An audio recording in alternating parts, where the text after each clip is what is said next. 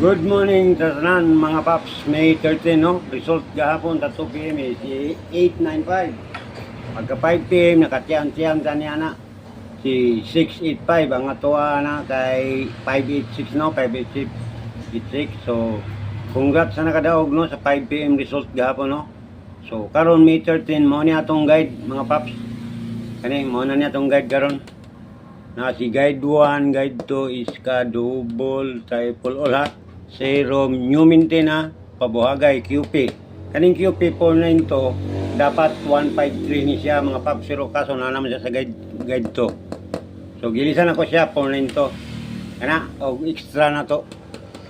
So kana mga paps atong guide karon no sa May 13 no, 2024. So pa-subscribe na lang pug ko og mayong buntag kaninyong tanan no, daghang salamat kayo kaninyong tanan.